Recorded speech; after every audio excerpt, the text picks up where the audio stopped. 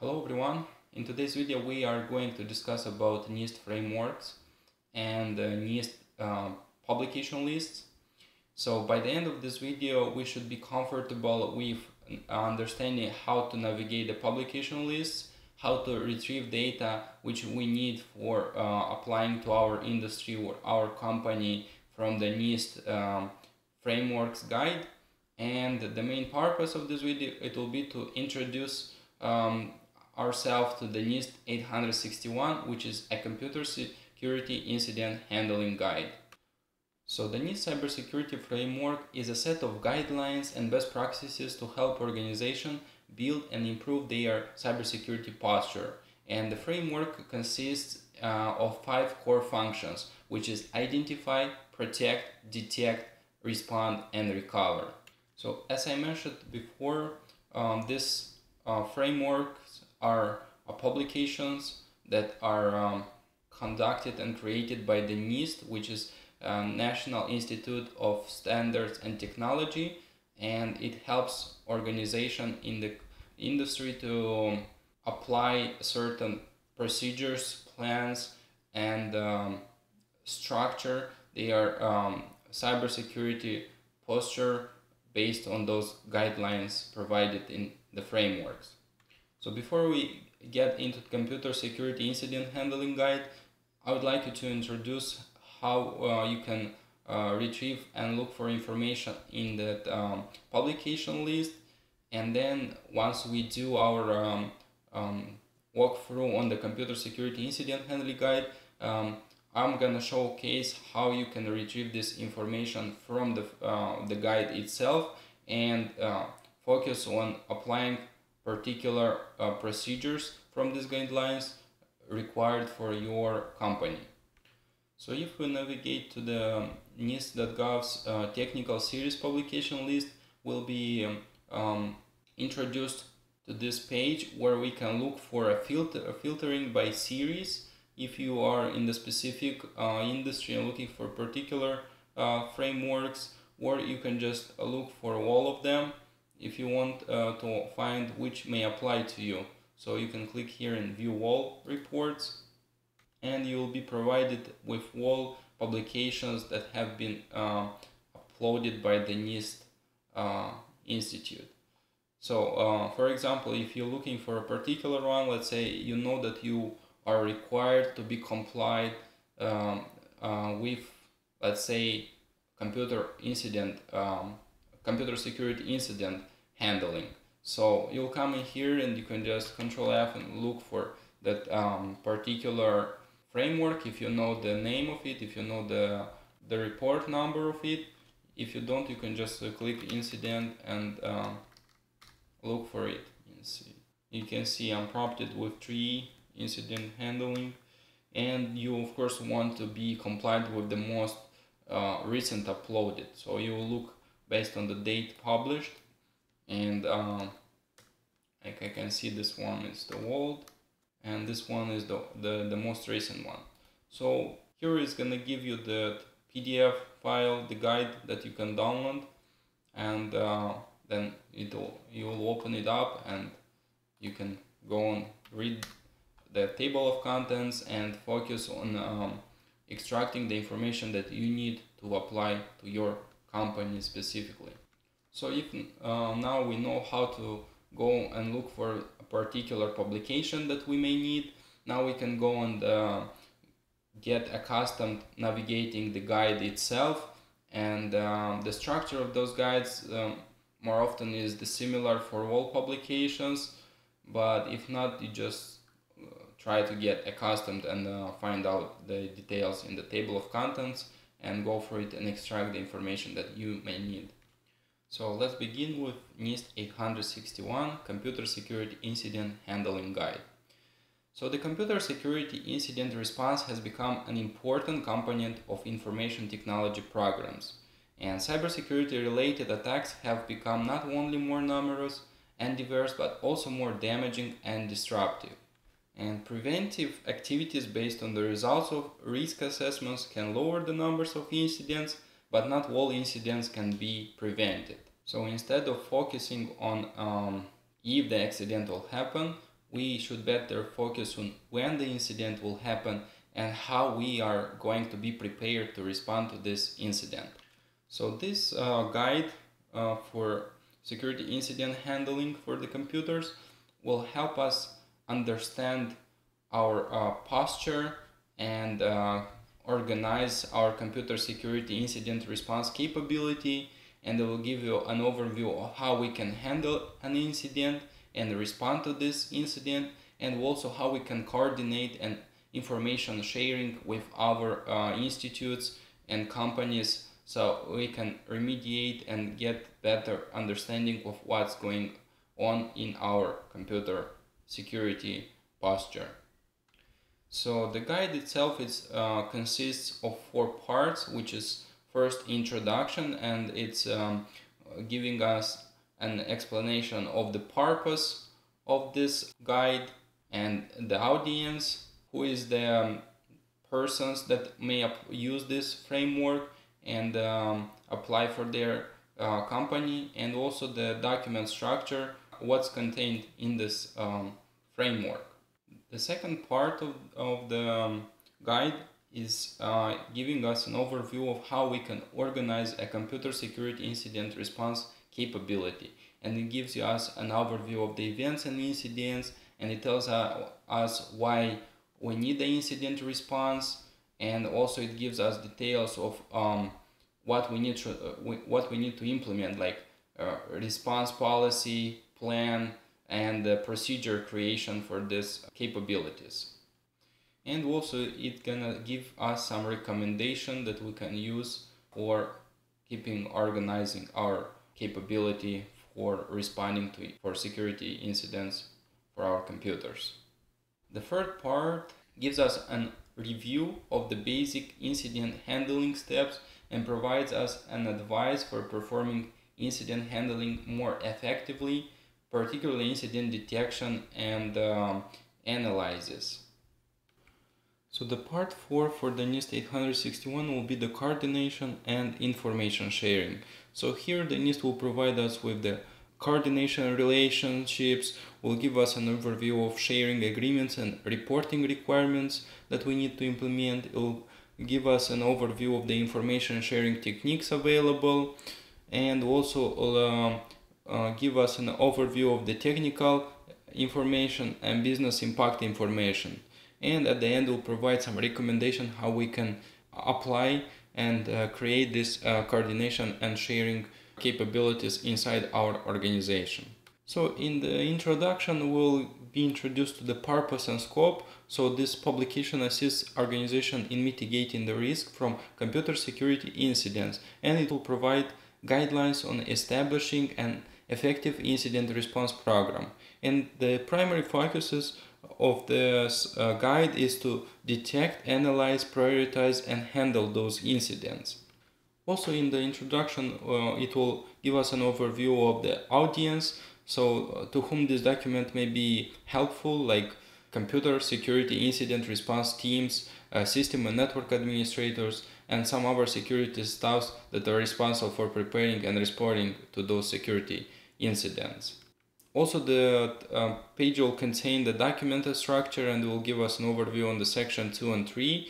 So like what's the section 2 gonna cover and what's gonna cover in section 3. And of course in the section 4, as we discussed, it will be the coordination and information sharing techniques and the procedures that the NIST give us. The part 2 will discuss the need for incident response, the outlines the possible incident response team structure, and highlights other groups within an organization that may participate in incident handling, and also provides the key recommendation for organizing a computer security incident handling capabilities. So what's some of those benefits for having the incident response plan? So first of all, it will give us an ability to face incident confidently. It will help us mitigate damage after an incident because we know how to respond to based on our incident response plan, and it will help improve our cybersecurity posture and maintain the customer trust. And other benefits of this is that we can respond to incidents in a systematic way. By following a consistent incident handling methodology, so we can apply those appropriate action to mitigate the incident. Another benefit of having that incident response ability is that we can use that information gathered during the incident to apply it and get the lessons learned and prevent the future of the same incidents, or at least know how we can handle it in the future in the more appropriate and faster way. And of course, one of the major importance to be compliant with the laws and regulations. So for having the incident response methodology, we have to focus on three main components, which is incident response policies, incident response plan, and incident response procedures. The incident response policy is gonna be different organizations, but the main components of it will be the same. Like, we'll need to establish the scope of this policy, we'll need to prioritize by the severity and ratings of the incidents, and who has access to these policies and modifications. So the statement of management commitment.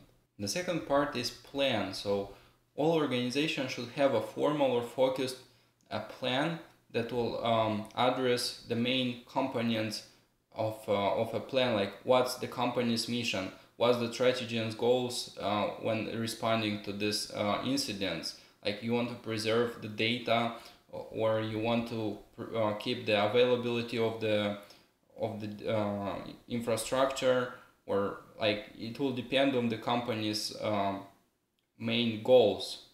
And also the plan will give you a roadmap of how the incident response capabilities are matured in the company.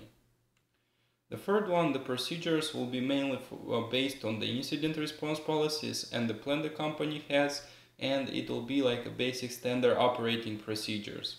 It will include like specific technical processes, techniques, and checklists and forms used by the incident response team. So the another chapter of the part 2 for organizing a computer security incident response capability, it will be the incident response team structure. And the team structure, it will be applied in three models. One of them is the central incident response team, which is a single incident response team, handles incidents throughout the organization. The other one is distributed incident response team, where the organization has multiple incident response team, and each is responsible for a particular logical or physical segment of the organization. And the third one is the coordinating team, where an incident response team provides advice to other teams without having authority over those teams. For example, your company may consult an MSSP for making sure that their team inside has done the proper job. And the last part of the last chapter of the part 2 will be like incident response recommendation, like establishing a formal incident response capability, developing an incident response plan based on the incident response policy, establishing policies and procedures regarding incidents related information sharing, and so on. So the third part of this guide is handling an incident. And this handling an incident has 4 phases. So the first phase is preparation. And this phase involves establishing and training an incident response team and acquiring the necessary tools and resources. And also during the preparation, the organization also attempts to limit the number of incidents that will occur by selecting and implementing a set of controls based on the result of risk assessments. So the first phase, the preparation, it contains 2 parts. First part is preparing to handle incident, and second part is preventing the incident. So in the first part, the guide will provide you example of tools and resources available that may be of value during the incident handling. Like, for example, the incident handler communications and facilities, like the contact information, who you may have to involve in the incident, who is on call, which incident response reporting mechanism you have established, the room where you're gonna conduct the incident investigation, and so on. Then the second part is the incident analysis hardware and software. So like what devices you may need for investigation, like what laptops or workstation for conducting that forensic investigation, like any printers or any software tools that you may need during the investigation. Then it comes the incident analysis resources, like you need the list of ports, the documentation for all the operating system and application that you have, the intrusion detection and antivirus products documentation, the network diagram and list of critical assets that you have, and cryptographic hashes to speed incident analysis, verification, and eradication. And then it's the incident mitigation softwares, like the clean operating system image for restoration and recovery purposes.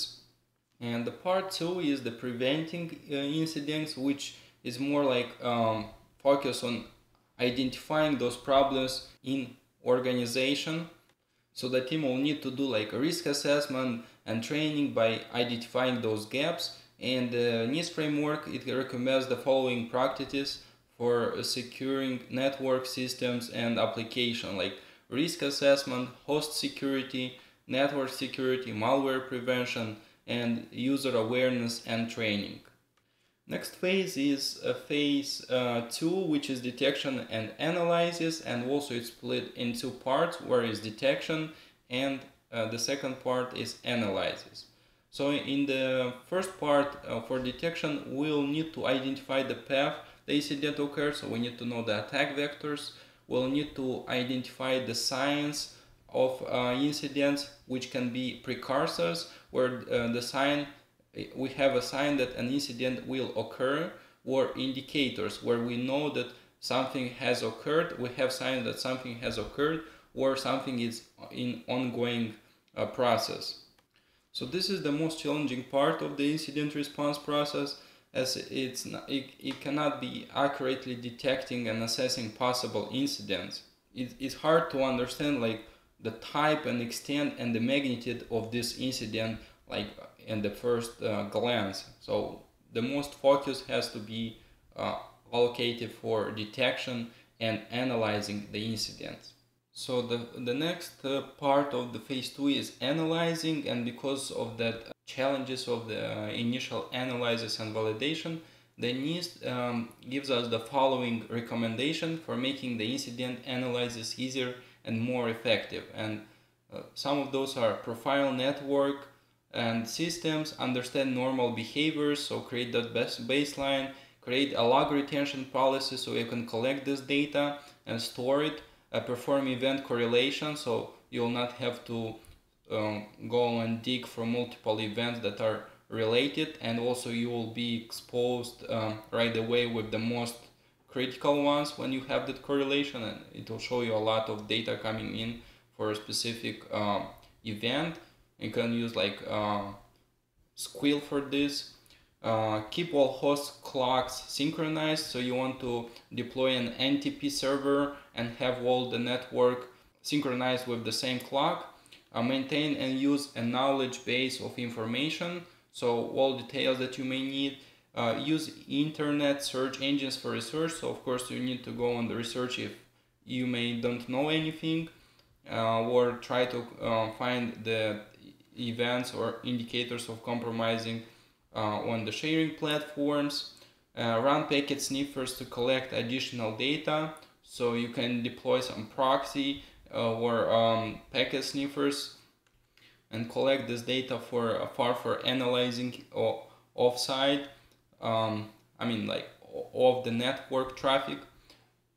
Filter this data so you eliminate what's not considered like information details or data, and of course seek assistance from others. Like if you use sharing platforms, you can get information from them and keep informed yourself.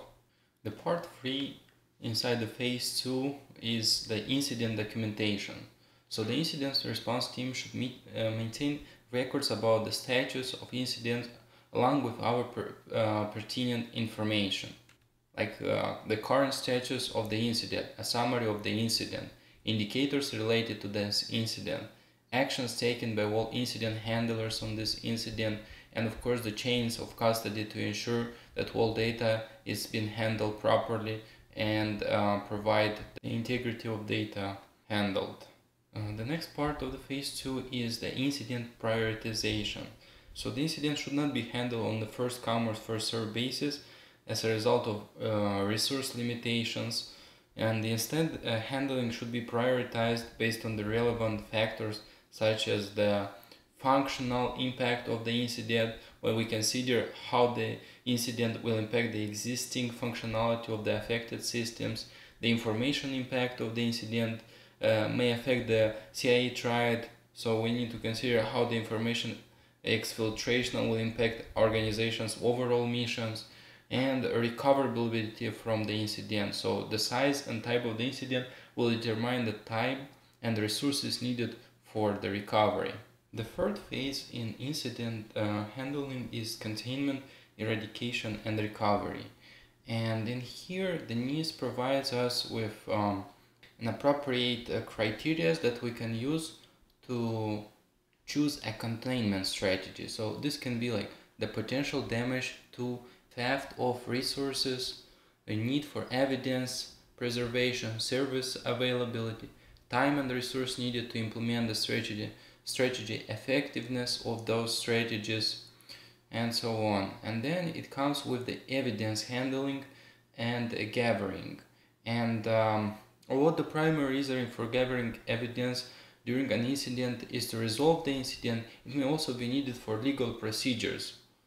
So the NIST tells us to use a detailed log where we can keep all the evidence, and some of them are like identifying information like location, serial numbers, model numbers, host name, media access controls, IP addresses of the computer, name, titles, and phone of each individual who collects and handles the evidence, time and dates to be included of each occurrence of evidence handling, and location where the evidence was stored.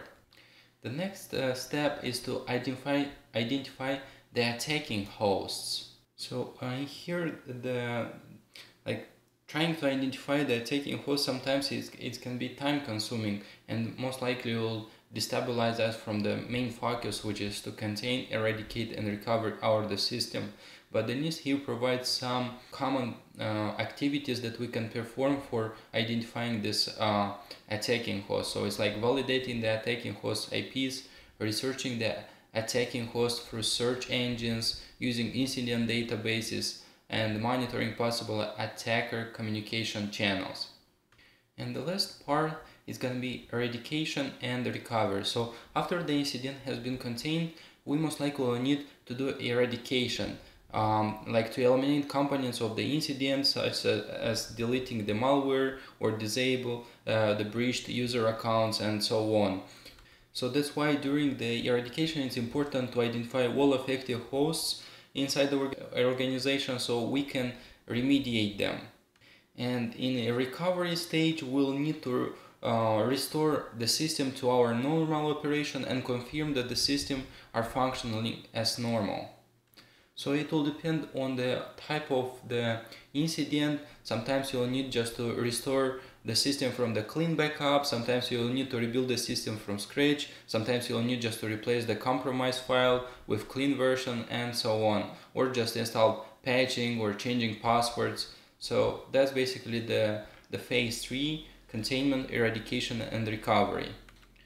So the last phase of the incident handling is post-incident activity, and here NIST 861 covers the lesson learned, using collected incident data, and evidence retention. So in the lesson learned we'll conduct an assessment of what happened, and we'll try to understand how we performed during the incident and what we need to improve for preventing future incidents. And here the NIST will provide you some questions that you can use as a tabletop approach for conducting any like incident practice, like asking like what's exactly happened and at what times, how well did the staff and management perform in dealing with incidents, what information was needed sooner, were any steps or actions taken that might have inhibited the recovery, and so on.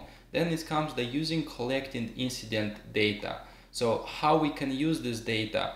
So like justifying additional findings for the incident response team, as studying the incident characteristics may indicate systemic security weaknesses and threats, as well as the changes in incident trends. So maybe your organization needs to update new technology and implement to faster respond to those incidents. So this data can be put back in the risk assessment process and ultimately leading to the selection and implementation of additional security controls that you want to impose and try to mitigate and improve your security posture by implementing additional controls. And also it will measure the success of the incident response team. And the last part of the phase 4 is evidence retention. Like the organization will establish a policy for how long they can keep the data. And for example, if there should be any legal prosecution against the attacker, maybe this data can be collected and stored for like longer periods of times. And also during the evidence retention, we'll need to consider the costs of holding this information, because it should be stored in secure place, and obviously this security controls will cost the company a budget.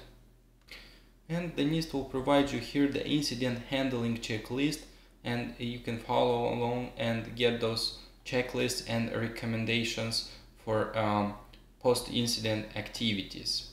And the last part of the NIST 861 will be the coordination and sharing.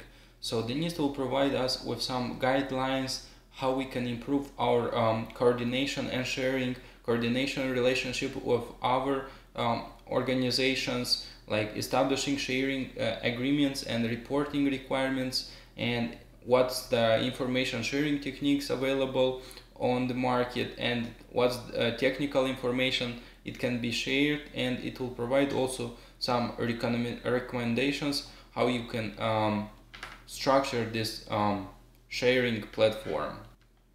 And also it's gonna include some incident handling scenarios. So the incident handling scenarios will provide an inexpensive and effective way to build incident response skills and identify potential issues with incident response processes. So like this will help the organization to conduct a tabletop risk assessment and incident response like in a simulated way, but it will give you an overview of how the team is prepared and how it will respond to certain activities and incidents that may occur. I hope this was helpful to understand how we can navigate the publication list for the NIST, how we can understand collecting and getting the information needed for implementing security controls and navigating those frameworks, and also to get the overview of the NIST 861 and Computer Security Incident Handling Guide. And so thank you for watching.